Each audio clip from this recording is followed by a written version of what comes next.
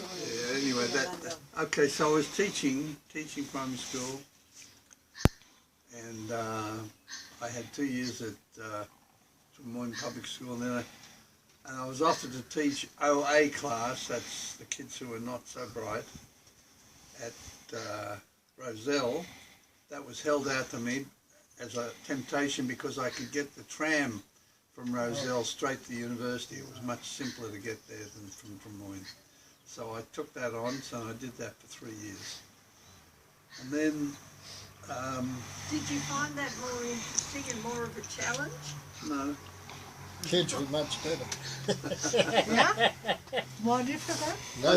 Nobody expected too much of you or the kids. I just made a rule with myself, particularly at those 3 years, that I wouldn't take any schoolwork home because I was, going to university at night and I needed all that time to study and so on. So I stay back. Classes finished about, I think, 3:15 or something like that. And I'd stay back till 4 o'clock and prepare for the next day or whatever. And then I'd take the tram over to university. And it was such a relief. It felt, I don't know whether I just liked studying, but I think it was such a relief to go into the atmosphere of the university after teaching kids who didn't really want to be taught. But it felt good. Yeah. So anyway, then what happened? Oh, then after that 3 years, I actually applied to go into the counselling service, which the Department of Education had a counselling service, and basically what happened there was you did 12-month kind of in-service training, which involved learning how to give intelligence tests and various other educational tests and so on. And then you did a year, I don't think, it was just the 1 year. You did a year of training and so on, then you got placed in whatever school you were going to be based in. But if you were a school counsellor, you were based in a particular school. In my case, that was Narrabeen Girls High School. And then you were responsible for all the schools in that general area, primary schools and so on, particularly. And of course my waggish friends like Len here, when I got appointed to Narrabeen Girls High, they pointed out that I'd been appointed to the school with the highest birth rate in the state. Anyway, I wasn't there for that long. I was only there for about... Can't be blamed then. 6 or so months. And then I was seconded to the Teachers College at Sydney Teachers College, which was in the grounds of the University of Sydney, to demonstrate interview techniques and testing techniques so that the students who were training to be teachers could get an appreciation of that. Usually it was done in a little office with a one-way glass mirror, so that on the other side of the glass mirror there'd be a whole class of students watching while I interviewed some poor little kid and maybe gave a intelligence test or whatever to demonstrate how it was all done. During that time, the state government had a royal commission into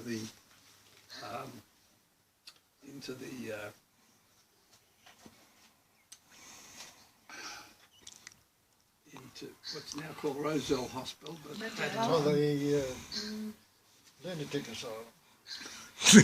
Mental health. yes, into Callan Park Hospital, because it had a big high wall around it, about as high as this thing here. Oh.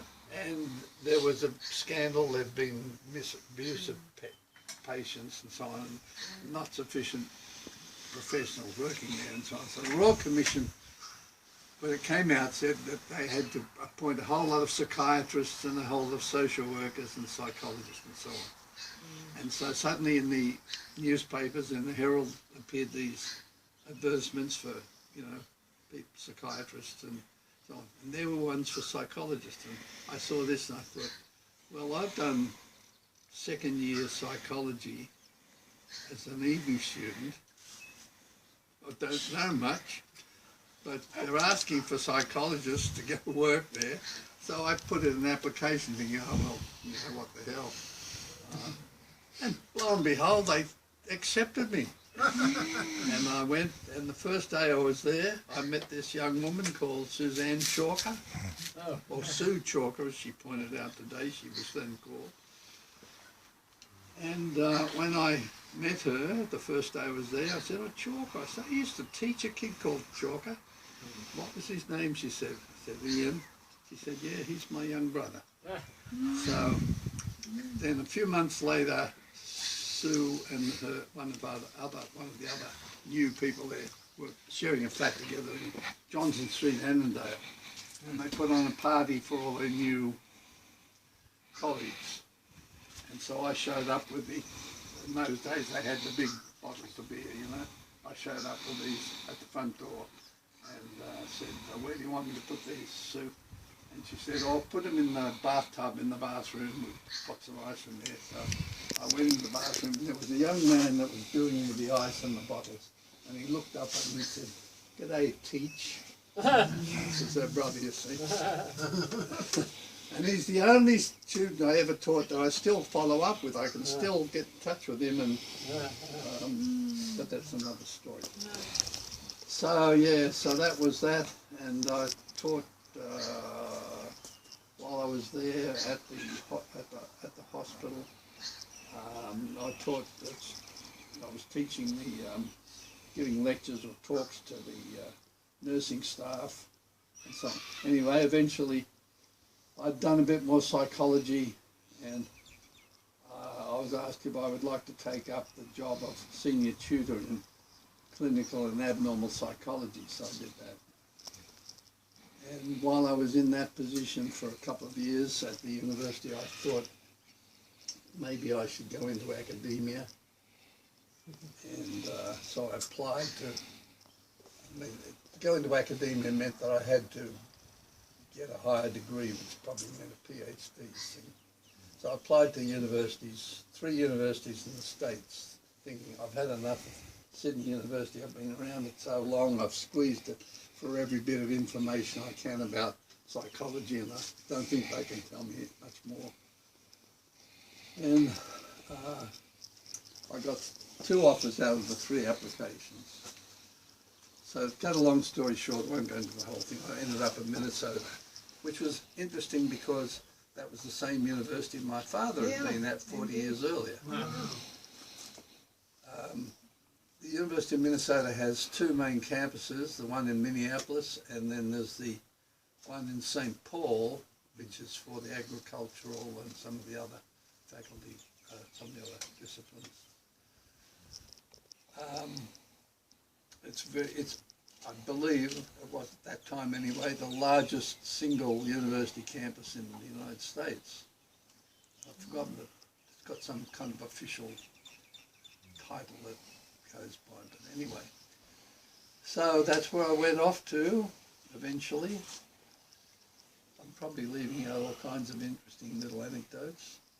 I should mention perhaps that about this same time, in the early 60s, through the university, I became aware of and interested in the Libertarian Society,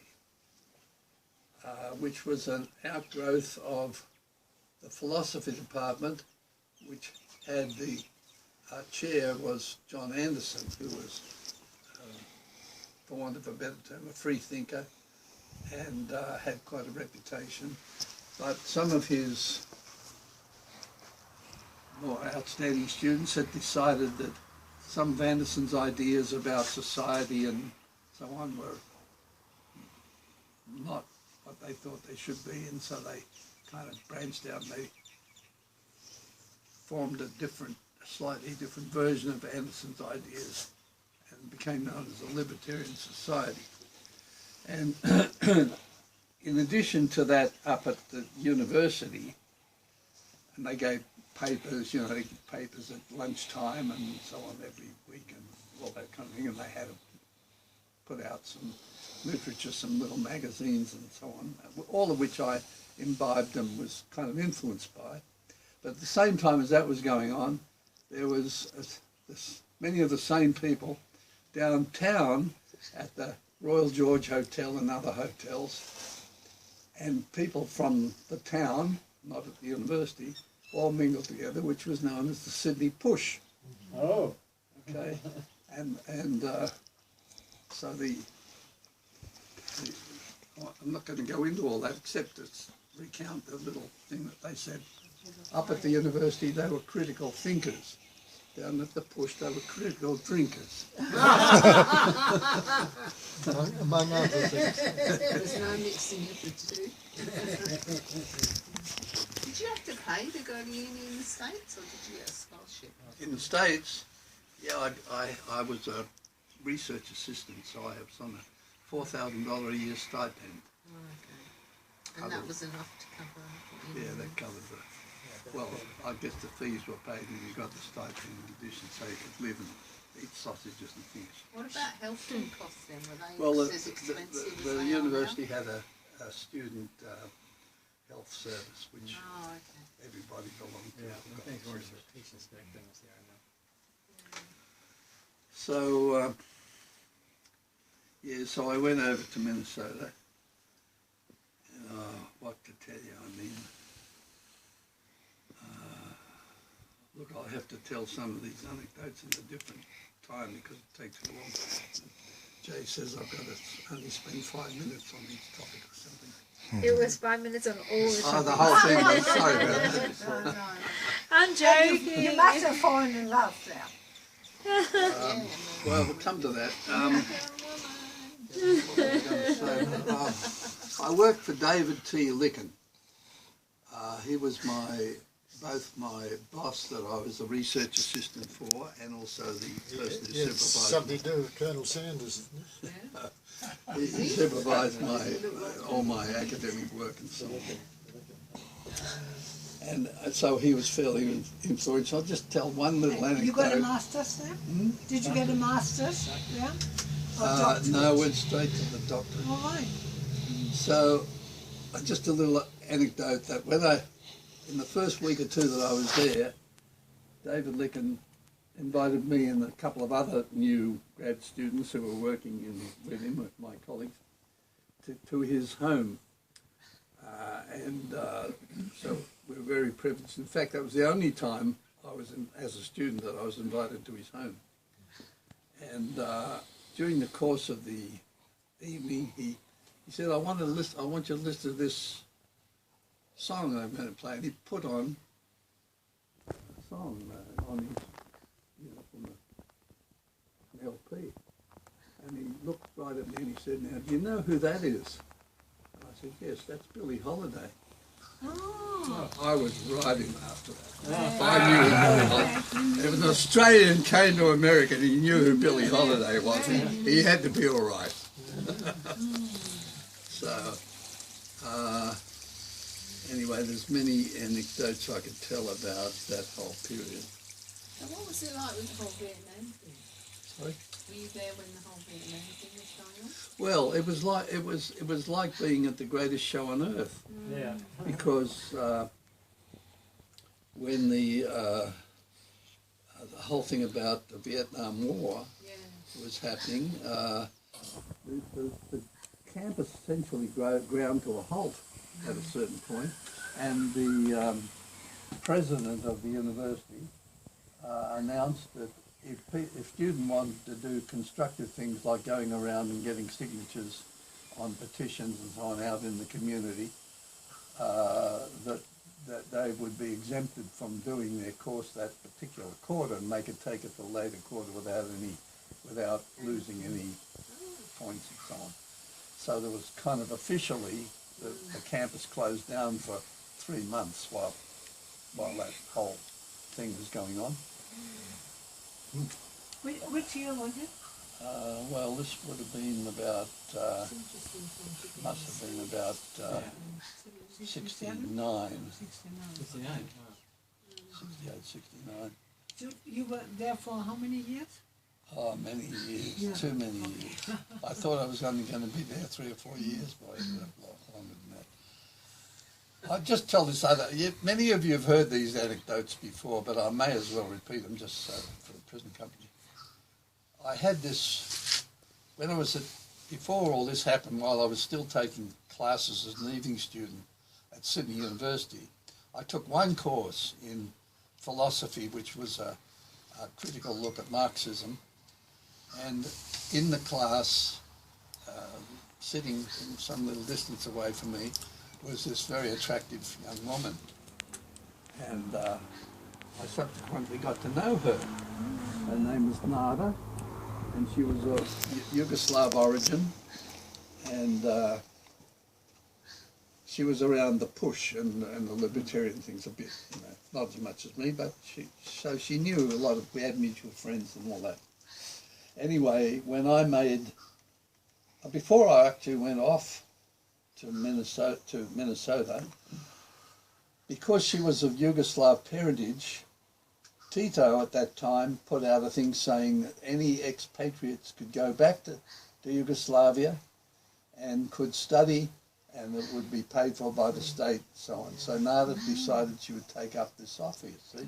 So off she went, out of my life and out of the university. And not too long after, maybe less than 12 months or so, I went off to Minnesota. So we had a bit of trouble keeping in touch with each other. We didn't have emails in those days, so letters were the thing. And eventually, after I'd been there about a year and a half, I think it was almost 1969, I got a letter from Nada saying, "Macindoe," typical Nada, "Macindoe, you old bastard, we're coming to visit."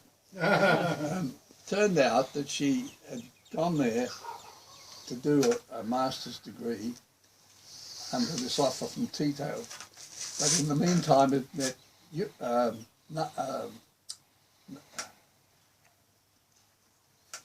his name? I'm blocking his name.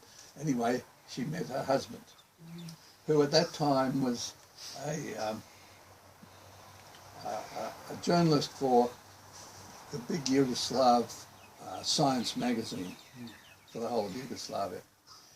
And he had gotten a special grant to go to the United States so he could report on the scientific things that were going on in the United States, you see. And so this is when she'd written and said, "We're coming." Well, by we, she meant herself and Stane, that was his name, Stane. Stane Stanic, typical Slav. And the story she told me was that when they arrived on the airplane in, they don't have an airport in Washington, D.C., but it was in Maryland, the State Department people met them and said, well, we have this schedule for you of places you can go to talk, to see the various scientific things that are happening. And they said, no, wait, the first thing we have to do is there's some very important work being done in Minnesota, and we want to go straight up there before we do anything else. So they put the State Department on hold for 3 days while they came up and visited with me. Lovely. And we had to make up something for them, so I took them down to Rochester, where the famous hospital is. Mayo. The Mayo Clinic, yeah.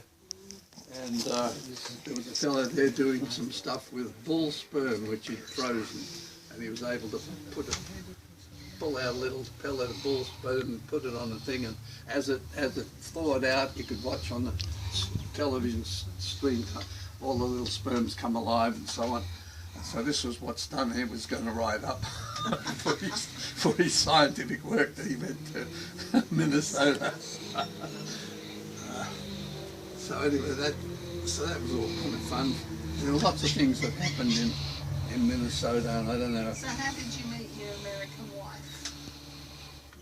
Oh, Come on, how did it look, happen? meeting my American wife wasn't so interesting a story.